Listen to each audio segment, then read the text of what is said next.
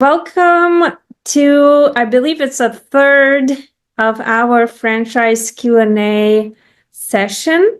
And we still haven't covered there's so many questions about buying a franchise, running a business that you purchased, working with franchise founders. So we are going to try to cover some more questions.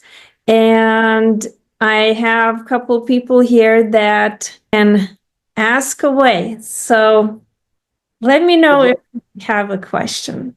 Yeah, I would love to know, how do you involve franchisees in a decision-making process for maybe changing how things work in a franchise or a corporate location? Like, how does it work with franchisees and corporate for making decisions? So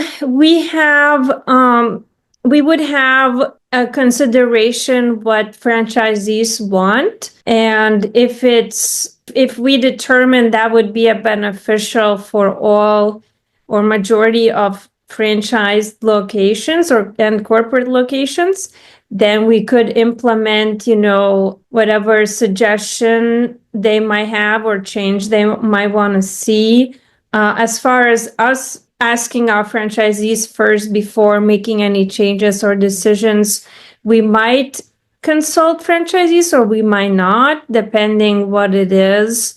But in general, I would say we would have a culture that, like we do have corporate culture, that we do take into consideration and suggestions.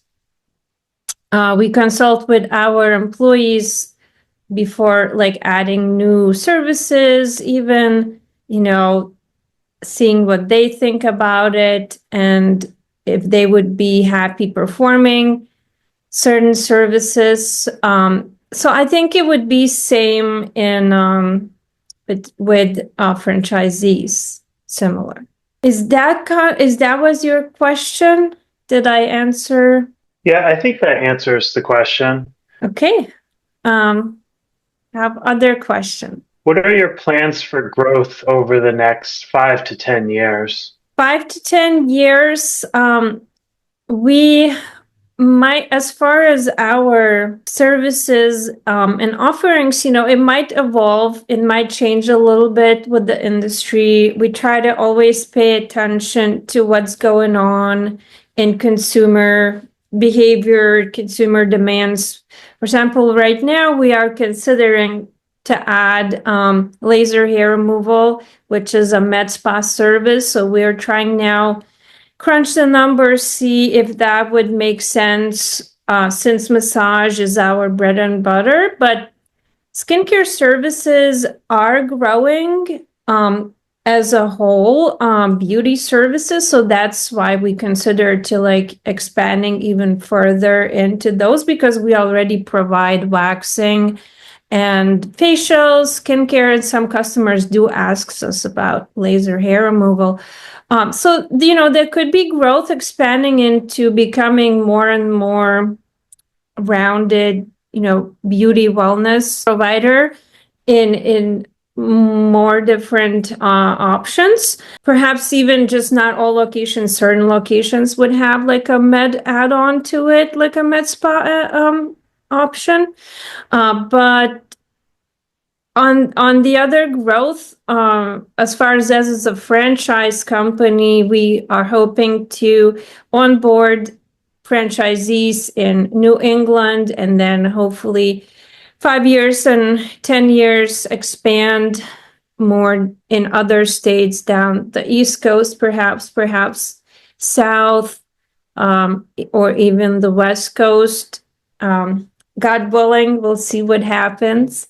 But that's would be a dream come true for us as a brand to have franchisees in many different U.S. states. So if we can get 10 to 50 franchisees in the next 5 to 10 years, that would be a pretty good brand expansion plan for us. And we could have more nationwide marketing budget where we could, then just go up from there. Okay, I'm ready for next question. Yeah. Can you provide details about the training program for new franchisees? Yeah, sure. The training always starts after we sign franchise agreement document and when we provide the franchisee with our operations manual, which is a pretty lengthy document. Let me check how many pages. 229 pages. So which lists all the things that the new franchisee, the owner, will need to do in order to successfully start and open and operate the business, such as, from things like creating an LLC to pre-opening marketing to selecting hiring, but also before that, selecting location. So we have all that written out, but then besides that, we will also be having virtual and in-person meetings with the franchisee and hand-holding them along the way to make sure that they're progressing the way they should. And they have any questions, they can consult with area field consultant, which is currently is me and will probably be for some time, unless once we become bigger, then there might be more the area developers or consultants that franchisees might work with. But right now it'll be with the founder, which is myself. And, we could advise them with real estate leasing versus buying, build out questions. We have lists of equipment that they would need to purchase. So support them, make sure they get all the equipment. So it would be pretty close relationship to make sure we set them off on the right foot to success. Of course, it's going to depend on franchisee and the amount of work they put in if they're going to be successful or not at the end of the day. But we're going to try to do our best. And then ongoing as they operate, there will be regular check-ins, like we have with our corporate team. With our therapist, we have a weekly call, which, we bring up any issues, any ideas, questions, areas for improvement. So it's going to be the same with franchisees. We're going to keep that ongoing relationship also. Did I answer your question? Yes, it did. Thank you. What are the legal obligations and restrictions of being a franchisee? Sorry, could you say that again? What are the legal obligations and restrictions of being a franchisee? Okay, legal obligations and restrictions. So legal obligation is that franchisees, once they purchase a franchise, they have to follow our system. So they commit to offering the same type of services and products that we carry, that we offer. So let's say if we offer PCA facials, they have to offer PCA facials. If we offer hydrofacial, then they have, unless they in writing, they ask for certain exemptions, or maybe they want to delay purchase of some items, do financial reasons or things like that, we can, come to agreement on those things, but it has to be discussed. They can't just decide on their own that, oh, actually, we're no longer going to offer waxing because we don't like waxing. No, they have to offer waxing because that's what our brand offers with massage, facials, and waxing. And teeth whitening. So, but if they don't want if they want certain maybe changes, they have to come talk to us. So that's one of the obligation. But so that is why you would want to buy a franchise, because if you just want to do whatever you want on your own, then you don't need to buy a franchise. Then you come up with your own services and vendors and suppliers. So because someone buys into franchise, they commit legally to follow that system and procedures and processes. And then, of course, they have to carry our brand, legally. The logo, there's going to be our Brilliant Massage and Skin logo, and they can, have the location under it, let's say, Annapolis, Maryland, or like Maryland, Annapolis location, or Manchester location, Brilliant Massage and Skin Manchester. They can have that under. Of course, they're going to have their own LLC that's going to be operating, but at the front of the business is going to be, as Brilliant Massage and Skin for marketing purposes. So the question was the legal obligations and what else? There was another word I forgot. The restrictions of being franchisee. Yeah, so that would be, I guess similarly obligations and restrictions. Let's say if they want to sell or transfer the ownership of that location that they are running, they would also have to let us know. The transfer or sale has to be done with our knowledge. They can start looking for someone, but even before they start looking, ideally they would want to let us know. So that's one restriction. You can't just do whatever you like with the location as a franchisee. But it's a benefit, again, it's a benefit buying into franchise because we would help you to select the new good owner, new good quality buyer. Because the reason is because we don't want you just to transfer to someone else that we don't approve of. So we would have to approve that new owner candidate. It wouldn't be not enough just because someone has the money to buy. We also have to make sure that they are going to continue in the same quality or better running that location. Those are a couple of things I can think of right now. There is more, but that's what I would say, a couple main ones. Yes, that was great. Thank you. Thank you. Thanks for a good question. Well, I'm ready for more.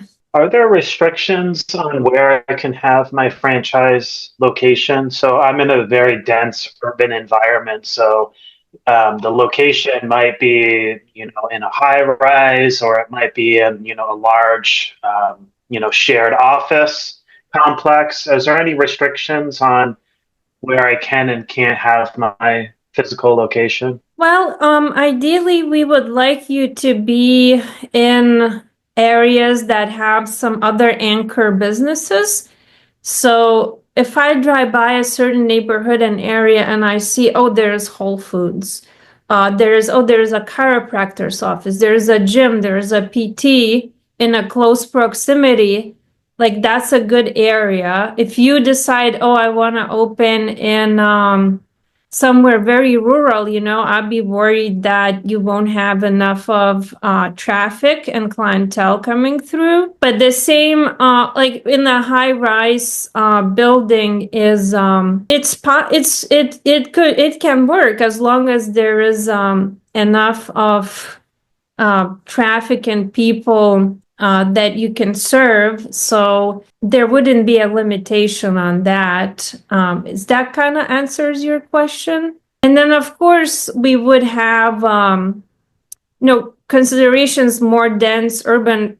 They have more clients, more ability to serve more clients, but then also there's more competition where in areas that less dense, less urban, we have less competition, but also a bit less clients. Hello, Miguel. Thank you for joining.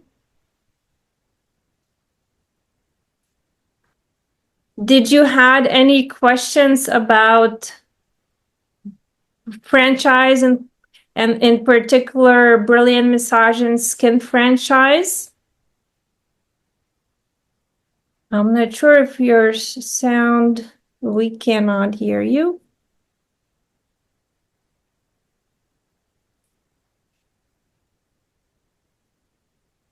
So going back to the location question is that, so are you thinking more, was your question more like opening in like more dense versus less dense area?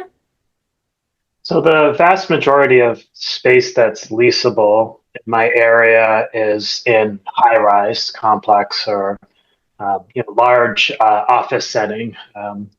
Just trying to pick a location where right now, someone might have to kind of go into the main lobby of the building, go up to the appropriate floor. Is that a preferred location, or would it be better where we can have a direct storefront and a customer can just come right into the front door and right into our space? Yeah, so well, like standalone buildings versus a shared office building, it's actually both would work. There can be a successful operation. I've seen spas and medical offices and things like that doing well in these buildings as long as there is demand and enough surrounding populations, the numbers enough to support the operations. So it wouldn't really matter whether it was standalone or because as in business, in our business, we don't take walk-ins.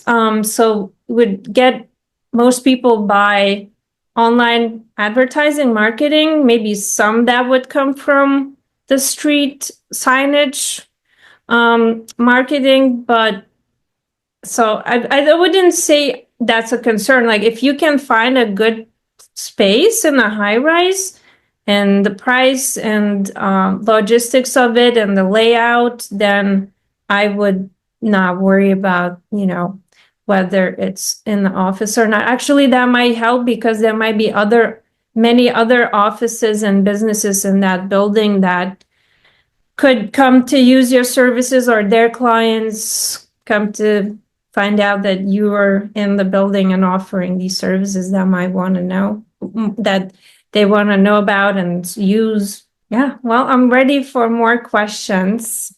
You've mentioned about marketing. So, what is your strategy for national and regional marketing?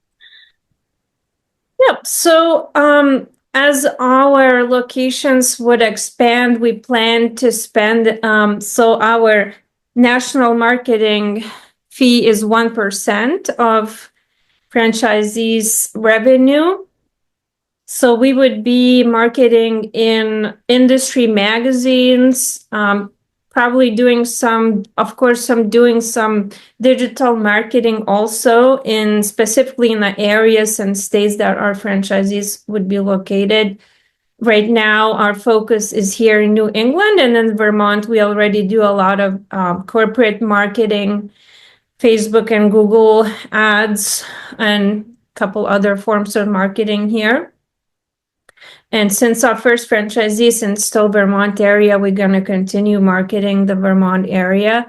But once we expand to Massachusetts, New Hampshire, we're going to keep expanding our marketing towards there. And we already actually doing some national marketing, just trying to spread the word about our brand and the fact that we do offer franchise opportunities that are approachable to a lot of people. Our costs is less right now than comparable services franchises, such like legacy brands, which usually $500,000 and up. With us, people can get into even 150,000. So it is differentiation there. So hopefully, as we grow, we will have more and more marketing in different states and nationwide. And then, of course, each franchisee will be marketing with their local. We have in our agreement, it's 6%, so 6% of total revenue for their local. So that will be also boosting the brand in each of the states that franchisees in, and the more franchisees we have, the better national recognition will become. Yeah. Who has more questions? Are there exclusive territories or markets for franchisees? So right now we have a lot of territories. We are focusing in New England areas such as New York, New Jersey, Massachusetts, New Hampshire, and perhaps Pennsylvania, Maryland, if we start to go down the East Coast. So all prime towns and cities, the other benefits with emerging brand is that they're not taken yet. So if you wanted to, let's say, open in Hoboken, New Jersey, most legacy brands already sold out their prime territories there. So you're not going to be able to open another Massage Envy next to existing Massage Envy. So you could still open under our brand and serve massage and skincare services. So all these prime territories are available and at a lower cost than the legacy brand. The reason why we are hoping to start expanding first in New England area because we have better ability to serve, us being our corporate locations being based in Vermont and our first franchisee being based in Vermont, is that it's just closer proximity to us. But we're not opposed to, for the right franchisee, the right fit, opening in a further states such as Florida or Texas, or because I mean we can fly there. We just won't be able to drive there as fast as we could, let's say, to Massachusetts. But these days, everything being digital and being able to do Zooms, it's, the support shouldn't be a big problem, even if further away from the corporate. Well, I'll take a couple more questions, and we will be doing our next Q&A next month. But I can take a couple more questions. Or if there's no questions, we could leave them. We could see if you come up with some questions for next month, or you can also email or call us about our Brilliant Massage and Skin franchise. We're happy to have you come visit our corporate location and check out for yourself, try the services, schedule a discovery day. All right, looks like no more questions at the moment. All right, so Miguel, you haven't asked any question. Would you have any questions? Okay, so no questions. So I'm gonna end for today. Thank you so much for joining. And I will see you next time. And you can, again, connect with me also on LinkedIn, Jolita Brilliant Sakmanaite. And have a great holiday season. Stay warm. And see you next time.